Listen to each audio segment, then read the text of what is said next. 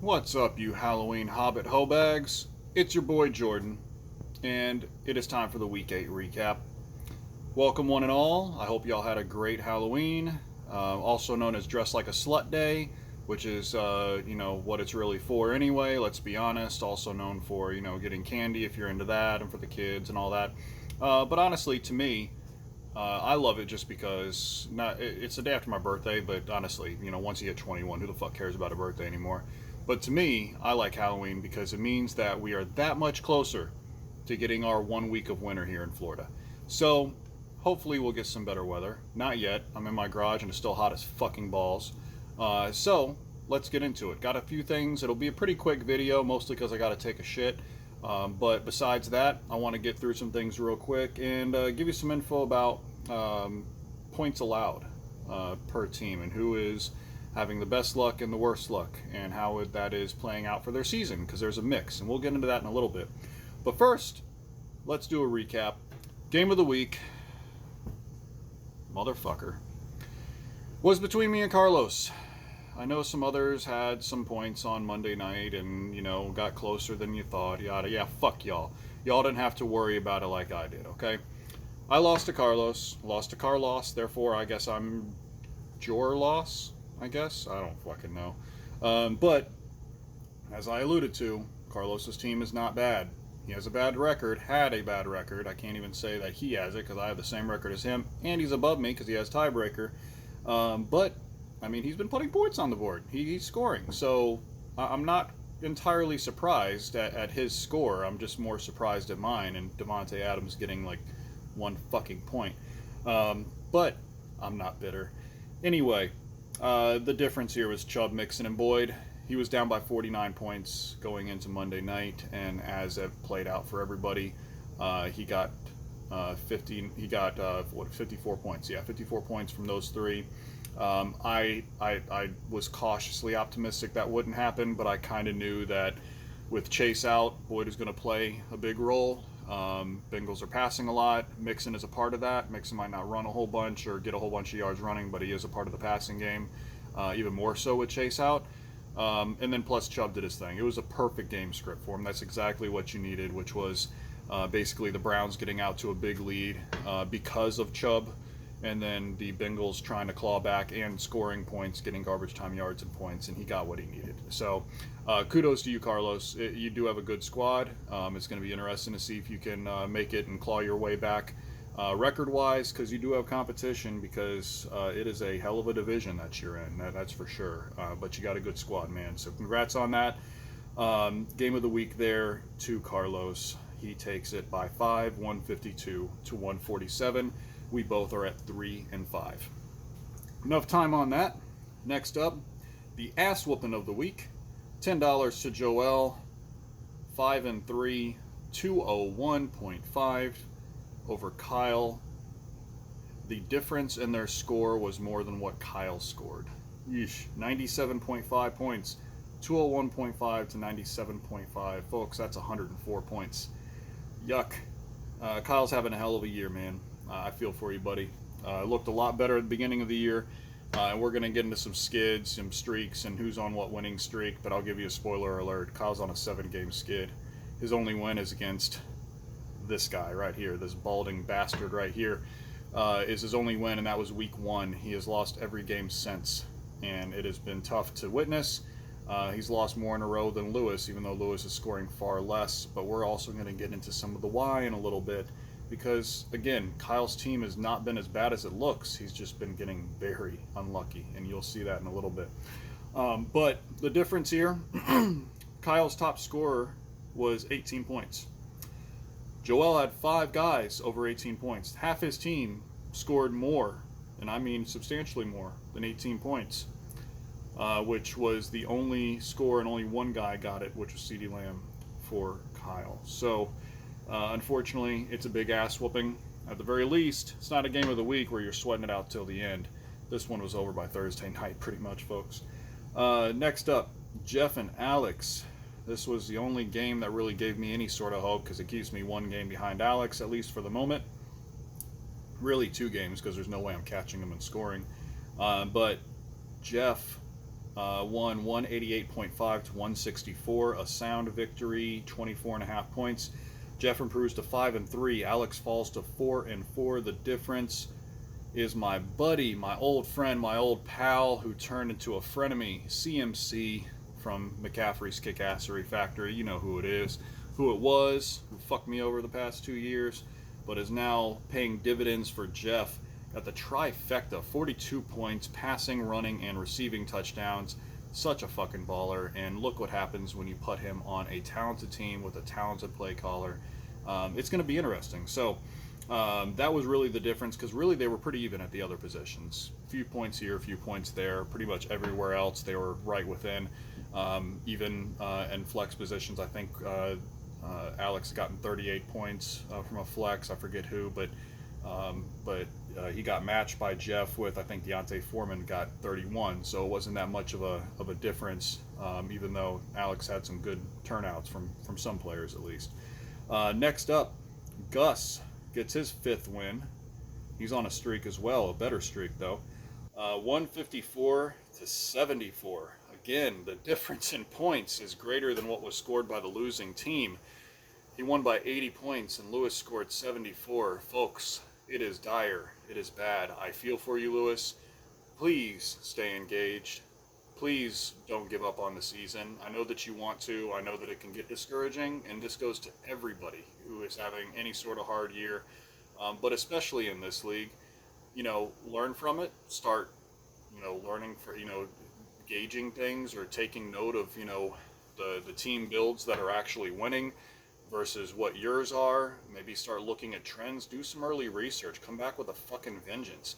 It can happen. It's happening right fucking now. Saheed was last place last year. He paid double buy-in this year, and he might get that shit back because he is 7-1, which we will get to in a little bit. But Jesus Christ, it can happen. And Lewis, I know that it's been tough, brother, and I know that you won our first ever league championship in nothing since, and that a lot of times you're bringing up the rear. You're winning only 1 or 2 games a year. Follow the numbers. Do some research, man. There has to be a reason why. And I can't tell you exactly. I mean, it's easy to say, well, you're not drafting the right players. Well, 11 out of 12 teams didn't necessarily draft the right players or make the right moves throughout a year. So, yes, it comes down to some luck, but maybe it's something that you're looking at or that makes your opinion about some players that is based wrongly. Maybe you're looking at, and I don't know, I'm just throwing out bullshit. Maybe you're looking at, touchdowns and you should be looking at yards, or you think that it's, this metric and it should be that metric. Change it up, man. But by all means, we love you. We want you in this league. And it doesn't matter how many jokes we make at your expense or how much we, go on about it. You're a valued part of the league, and we want you to stay in it. So keep in mind that, it can get tough, but come back with a vengeance and see if you can go worst to first and bookend being our first ever league champion. All right. That's the only spiel that I'm going to give you. That's my shot on the hill, because I absolutely want to see you flourish, and I want to see everybody have their chance in the sun. So, that being said, to give you an idea of how bad it was for this game, Gus had 4 people that were not in double digits. Lewis only had 3 that were. He had 19 as a top scorer. Gus had 3 players get 19 plus. To make it worse, this is the worst part to me. If you take the top 3 players for Gus, they scored 99 points. If you take Lewis's entire team, including his bench, he still gets beat by 10. So Lewis's entire team, including his bench, got beat by Gus's top 3 scorers. So, again, it's tough out there, Lewis. Do your best to keep up. Maybe spoil somebody's season. Not mine. And see what happens. All right. Sam improves to 6-2, 141 over 118.5 to Hector, who falls to 4-4. The difference here is really the wide receiver position. Sam has 2 strong wide receivers, and it shows. He got 45 points. Hector does not, and it showed. 9.5. 45 to 9.5 points. That sucks. And that's part of the reason why he lost by a decent margin, and that pretty much makes up that margin. So everywhere else, they were pretty well within range there of each other. Next up, our top team of the year so far is Saheed. 137 over Manny's 122.5. Like I said, Saeed is 7-1. Manny is 4-4. Um, really, the difference here, there were Manny actually had more double-digit scorers than Saeed did. He had 6 in double digits, and Saeed had 5. But Saeed got more bang for his buck. That's really the difference. Tyreek Hill had 31. Alvin Kamara had 44. And there you go. He didn't. Manny didn't touch that with his top scorers. So that's really the difference right there. So let's go through our playoff seedings and also through our power rankings. Like I said, there are a lot of tiebreakers left to get figured out. So I have not gone through and specifically made sure that all of our league rules apply in regards to these seedings. This is just what ESPN has because there's so much left to figure out, and we've started non-divisional games, but we haven't finished them. So it's really hard to put like a team a half game ahead or half game behind. So I'm just going with what ESPN has, which essentially is record and then points. Okay, and that's roughly falls in line with us anyway because records are different. So first we got Saeed. He's got the only bye. Then we have Sam, Joel, Alex, Jeff, Gus, and Manny gets the last spot. Let me see if that's different from last week. It looks like the only difference is Gus got in and Hector fell out. That is the biggest difference there. Hector is first team out. Then Carlos, me at 10th, Kyle, and then Lewis bringing up the rear. Power rankings, aka scoring the most points, which is what matters in fantasy. Alex widens his gap a little bit from Saeed because he scored a little more this week, even though he lost. But he is still leading the pack at 154.6, basically 155 a game. Saeed is at 150.8.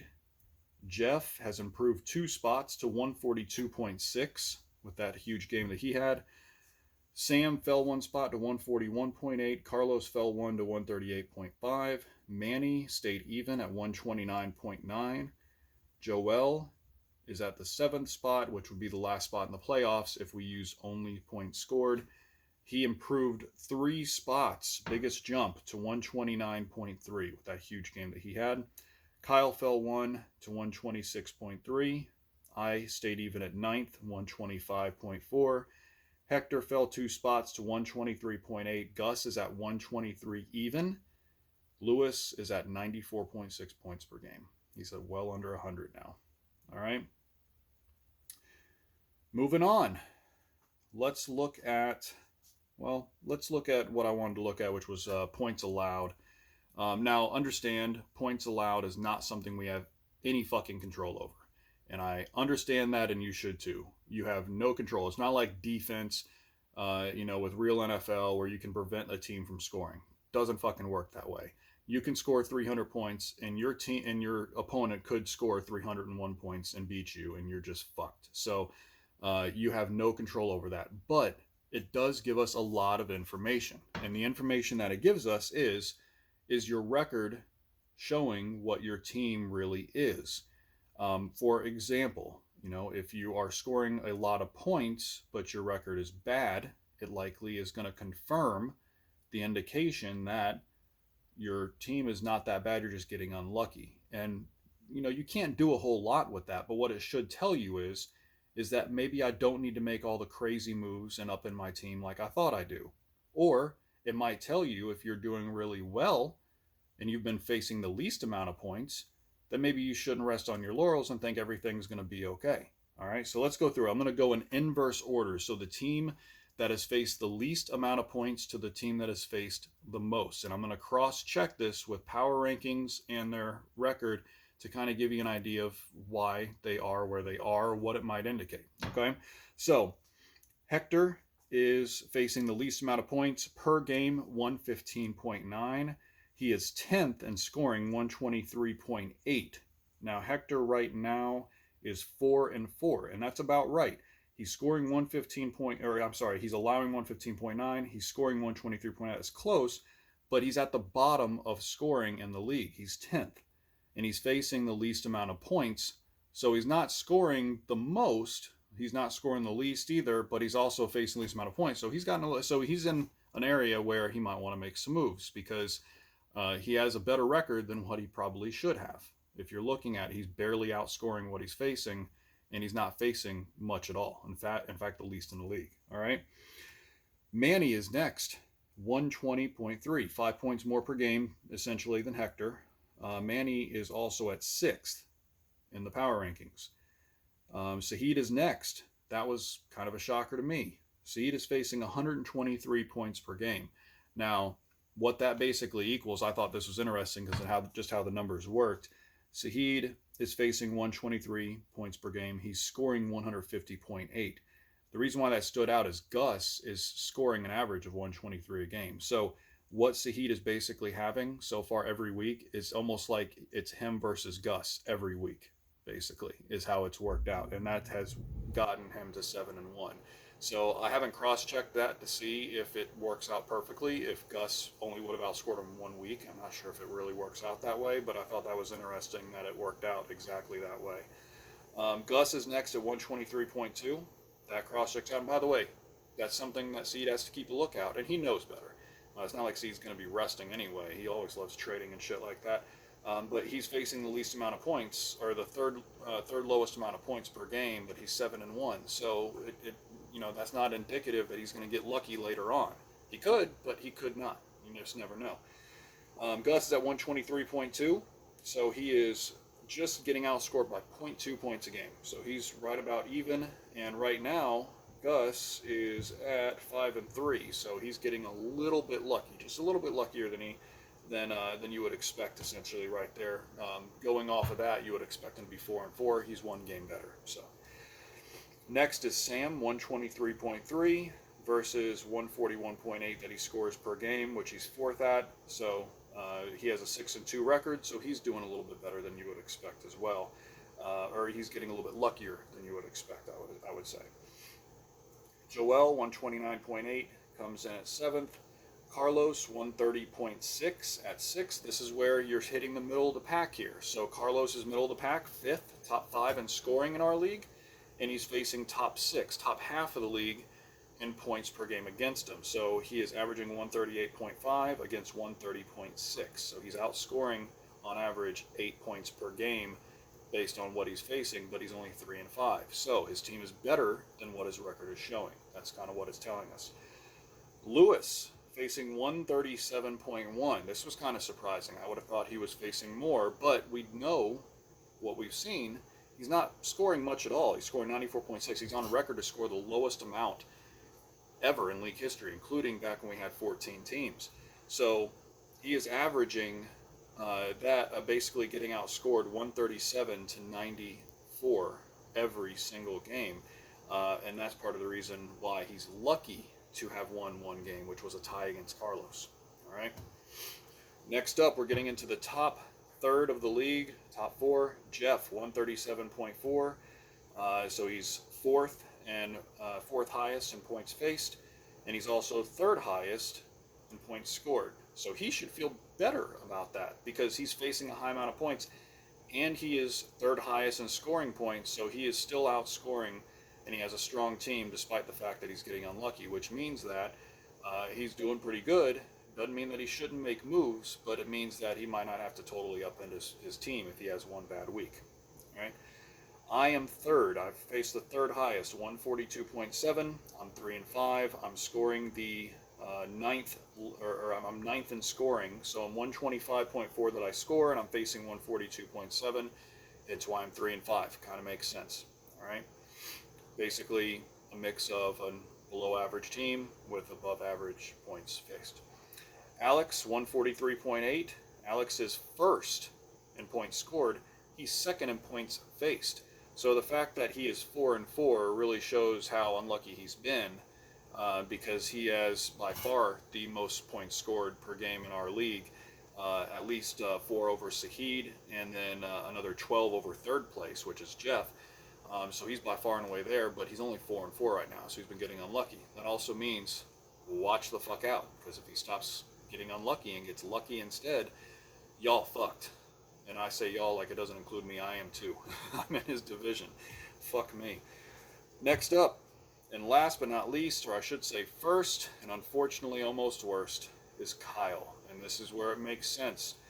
Kyle is scoring the 8th is 8th in scoring in our league, 126.3, but he is facing 153.4. So not only is he scoring in the lower third of our league, but he's getting everybody else's best games, it feels like. And you can see that. He lost this past week, he lost to Joel in a 104 point difference, 201.5 to 97.5. That's not fun. So I feel for you, buddy. But just giving you a little bit of insight there. So again, going in the back in the other order, which is who has faced the most points. It is Kyle, then Alex, then me, then Jeff. That is the top 4, followed by Lewis, Carlos, Joel, Sam, and then the third that have it easiest in the league are Gus, Sahid, Manny, and Hector. Next up, Week 9. Week 9 preview. And I ordered this in regards to the order of interest, in my opinion, per game. So I wouldn't say just in my opinion, but that has the most at stake. All right, so let's look at it. I think Hector versus Manny is biggest right now because they're both 4-4. They both are not first in their division. So Manny is third in his division, and that's the champ division. Hector is in second in his. They're both on a losing streak. Manny just lost 1, but Hector's lost 3 in a row now. And right now, Manny is favored by 17, although Hector is missing 1 to put in his starting lineup. So this is a big one to see who's going to go to 4-5, and 4-5 feels very different than 5-4. Second game, Joel versus me. And here's the reason why. Because Joel needs to keep up with Jeff in regards to winning, especially considering he's first and he owns the tiebreaker. That means that he really needs to finish even and keep up with Jeff, who is also 5-3 as well. We'll get to his in a little bit, and I'll explain why it's not as high. For me, it's also a big game. At 3-5, this could make or break my season. I am favored by 6, even though I'm missing 1 right now. I might be catching Joel on some bye weeks. I'm not really sure. But I've lost 3 in a row. I'm second in my division. I'm 1 game behind Alex. I need to play catch up. Joel is tied for first, but with a tiebreaker lead over Jeff. Third game with the most at stake, I think, is Carlos and Alex. Very close to mine. I only put mine above there because of the division race, really, with Joel being tied with Jeff. But Carlos is on a winning streak. He's won 2 in a row. He's playing good, and now he's playing the highest scoring team in the league. And Alex is favored by 7. He's 4-4. He really needs to keep winning too, because if he loses and I win and we tie, it goes to points and he still is winning. But you never know, anything can happen. I'm not saying that I expect to catch him in points, but basically if I finish with a better record than him, which I'm only 1 game away, 2 games can happen when we're in the second half of the year. So he doesn't want to have to give me any room for hope there. So big game for Alex, big game for Carlos, trying to move up to 4-5 and even their records and see if he can catch up, because he's in a difficult division. He's 3-5. Joel and Jeff are in his division at 5-3. He really is going to have to step it back up. And I'm not sure, I don't remember what the tiebreakers are, but I believe he loses most tiebreakers. He might have gotten swept by 1 and split with the other, so he's probably going to need to finish with a better record than at least one of them in order to get to the playoffs. All right. Next up, Sahid and Gus. This is a heavyweight fight. Not as much at stake, in my opinion. There is a lot. I mean, keep in mind, Sahid is 7-1. He's first, and he's trying to keep a 1-game lead, or any sort of lead, on Sam, because he wants that first bye week. It increases your chances to get to the Super Bowl and win it, of course. It's also big for Gus because he is trying to catch up to Sam in the division. Sahid is trying to stay ahead not only of Sam for seeding purposes, but also for Hector as well, because while he does have a pretty good lead, he has a 3-game lead right now. Anything can happen. Don't want that to start slipping. 7-2 versus 5-4 all of a sudden looks a little bit different than 8-1 versus 5-4 or even 4-5. All right. Next up, Jeff versus Kyle. I mean, I didn't think this was as big of one because, again, you know, Kyle's on a losing streak. He really does need to turn it around, but his season it's not over. He can certainly make something of it, and we have a lot of things in the loser bracket if he doesn't make the playoffs. But it's as must-win as it gets for him, and he knows that, and his chances are slim. But he's going to bring it, and Jeff has got to win too. But the thing is, Jeff doesn't have tiebreaker. over Joel, I believe, or Jeff might end up having it. Actually, I forgot they might have split, or I believe. Let me think here. I believe actually Jeff got swept. That's why he has or Joel's tiebreaker over Jeff. So he has to really win this one, but it's really more one-sided. It's definitely desperate times, desperate measures for Kyle. It means more for Jeff, though. Right now he's missing 2, and he's favored by 2, so it's also swinging in Jeff's favor on this game. Last but not least, again, these were tough to order because they're really big games all around at this point, but I put Sam and Lewis last, mostly because Lewis hasn't been scoring much, and it's really going to take a miracle for him to win. Let's just be honest. I mean, everybody's going to have games that we are not expecting them to in order for him to win. Sam's 6-2. He's first in his division. He's second overall. He's on a 3-game win streak. He's favored by 32 points, and there's nobody missing from either lineup right now.